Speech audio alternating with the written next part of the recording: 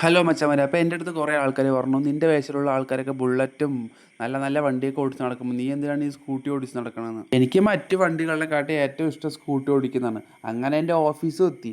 ഓഫീസിൽ ഏറ്റവും പ്രഷറുള്ള സമയത്ത് ഞാൻ ഈ ബോൾ അമർത്തിക്കൊണ്ടാണ് എൻ്റെ എല്ലാ ദിവസവും ഇരിപ്പ്. പിന്നെ ഞാൻ നേരെ ചായ കുടിക്കാൻ പോയിട്ടാണ്. ചായ കുടിക്കാൻ പോകുമ്പോൾ അവിടെ ചായ ഇരുന്നില്ല. അപ്പോൾ ഞാൻ രണ്ട് കടി മേടിച്ചു.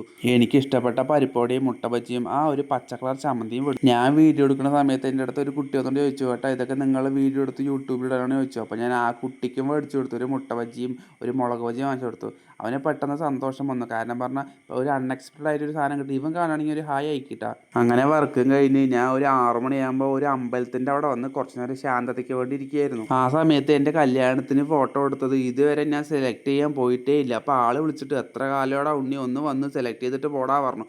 കല്യാണം കഴിഞ്ഞിട്ട് 8 മാസമായി. എന്നിട്ട് ഇപ്പോഴാണ് സെലക്ട് ചെയ്യാൻ പോകുന്നത്. അതും കഴിഞ്ഞ് വൈഫിനെ വിളിച്ചിട്ട് പോകുമ്പോഴാണ് വൈഫ് പറഞ്ഞു, രാവിലെ നിങ്ങൾ കഴിച്ചില്ല എണ്ണക്കടി, എനിക്കും വാങ്ങിച്ചു തന്നെ പറഞ്ഞു. അങ്ങനെ ഞാൻ പോണ വഴിക്ക് മുട്ട ബജ്ജി നല്ല ടേസ്റ്റുള്ള കടയാണ്, അവിടെ പോയി അവൾക്കും മുട്ട ബജ്ജി വാങ്ങിച്ചു. അതിൻ്റെ ഒപ്പം ഒരു മസാല ബജ്ജിയും കൂടെ വാങ്ങിച്ചു കൊടുത്തിട്ട്. എൻ്റെ വീഡിയോ ഇഷ്ടപ്പെട്ട ലൈക്ക് ചെയ്യൂ.